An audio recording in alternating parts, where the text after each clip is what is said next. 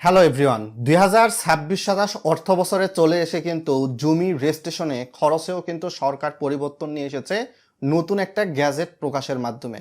স্ক্রিনটা ফলো করলে দেখতে পারবেন সাধারণত ক, খ বা গ, ঘ শ্রেণীভুক্ত জমির ক্ষেত্রে এক একটা জমির এক একটা এলাকায় জেলা, বিভাগ বা সিটি কর্পোরেশন বা গ্রাম বা শহরের ভিত্তিতে রেজিস্ট্রেশন ফি কিন্তু ভিন্ন রকম। স্ক্রিনটা ফলো করুন। তার আগে অবশ্যই রিকোয়েস্ট করবো ভিডিওটা লাইক শেয়ার করে আর মানুষকে জানিয়ে দিবেন। তো এখানে দেখতে পাচ্ছেন 5 জুলাই বাংলাদেশ সরকার এই গ্যাজেটটা কিন্তু প্রকাশ করেছে। কোনো ধরনের ভুলভাল ইনফরমেশান আমি আপনাদেরকে প্রোভাইড করার চেষ্টা করি না। সম্পত্তি হস্তান্তর বিশেষ করে ঢাকা জেলার গুলশান, বনানী, মতিঝিল, তেজগাঁও থানার অন্তর্ভুক্ত মৌজায় ক থেকে চ শ্রেণীভুক্ত জমির ক্ষেত্রে আপনার কিন্তু দলিলে উল্লেখিত ভূমির 5% বা কোনো কোনো ক্ষেত্রে 9 লক্ষ টাকা, কোনো কোনো ক্ষেত্রে 3,50,000 টাকা বা 3 লক্ষ 5 লক্ষ টাকা, যেইটা বেশি হবে সেটা কিন্তু জমির রেজিস্ট্রেশনের ক্ষেত্রে আপনার রেজিস্ট্রেশন বাবদ ফি আসবে।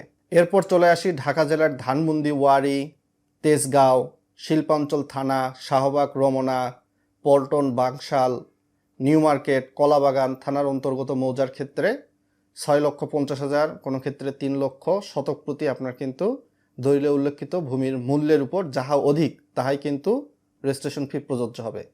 ঢাকা জেলার অন্তর্গত কাফরুল, মোহাম্মদপুর, সূত্রাপুর, যাত্রাবাড়ি, মডেল থানা, ক্যান্টনমেন্ট, চকবাজার থানা, কোতোয়ালি থানা, লালবাগ, খিলগাঁও, তারপর শ্যামপুর, গেন্ডারিয়া থানার অন্তর্ভুক্ত মৌজার ক্ষেত্রে ভূমি রেজিস্ট্রেশন ফি সর্বোচ্চ 4 লক্ষ, সর্বনিম্ন 85,000 টাকা আপনার এলাকার জমির ধরনের উপর ভিত্তি করে, সেটা ক, খ না গ, ঘ ক্যাটাগরির। ঢাকা জেলার নীলক্ষেত, বিমানবন্দর, উত্তরা পশ্চিম, মুগদা, রূপনগর, ভাসানটেক, বাড্ডা থানা, পল্লবী থানা, ভাটাহার, শাহজাহানপুর, মিরপুর, মডেল থানা, দারুস সালাম থানা, দক্ষিণ থানা, এগুলোর উপর ভিত্তি করে 75,000 টাকা সর্বনিম্ন, কোনো কোনো ক্ষেত্রে 3,50,000 টাকা আপনার ভূমির রেজিস্ট্রেশন ফি, সর্বোচ্চ 5%, যেটা বেশি হবে সেটা প্রযোজ্য।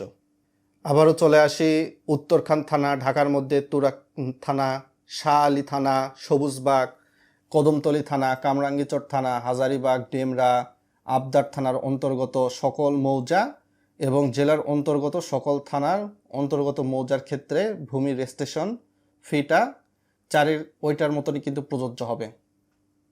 আর 5 নম্বরের ক্ষেত্রে আপনি দেখতে পাচ্ছেন সর্বোচ্চ শতক প্রতি 3% দলিলে উল্লেখিত অর্থের উপর ভিত্তি করে, সর্বনিম্ন 35,000, সর্বোচ্চ 1,75,000 টাকা।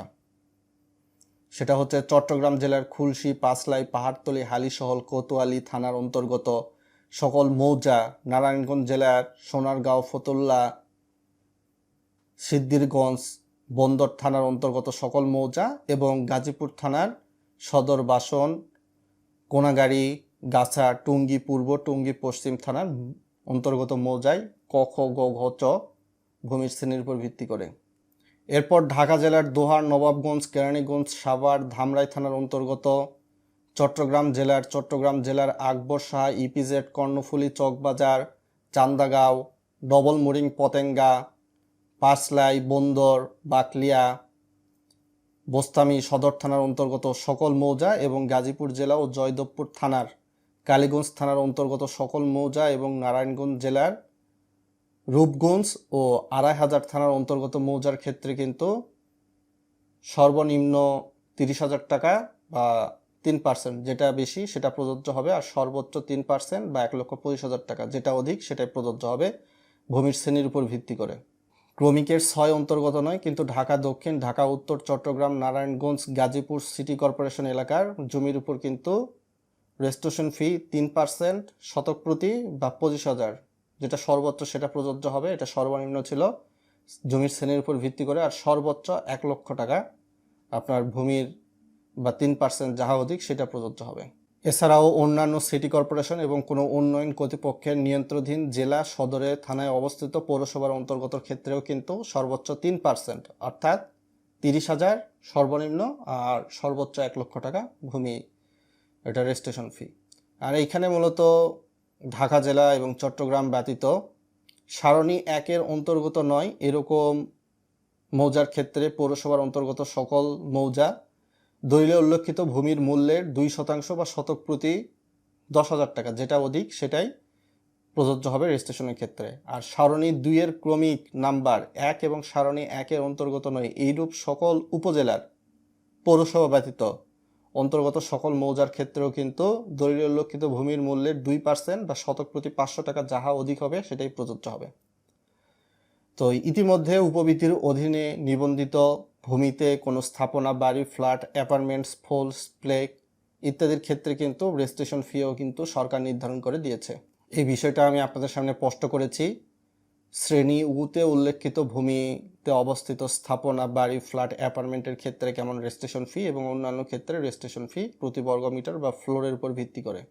তো শুধুমাত্র সাবকবলা দলিল রেজিস্ট্রেশনের ক্ষেত্রে শতক প্রতি আপনারা কিন্তু ফিটা দেখতে পেয়েছেন সারা বাংলাদেশের, এবং যেগুলা সাধারণত দেখা যাবে না সাবকবলা ব্যতীত হেবা দলিল বা দান দলিল, সেক্ষেত্রে সম্পর্কের উপর ভিত্তি করে কোনো ক্ষেত্রে কিন্তু আপনার দান করের কর আছে, কোনো ক্ষেত্রে দান করের কর নাই। সরকার রিসেন্টলি একটা গ্যাজেটের মাধ্যমে নোটিশ প্রকাশ করে বিষয়টা নিশ্চিত করেছে এনবিআর হতে।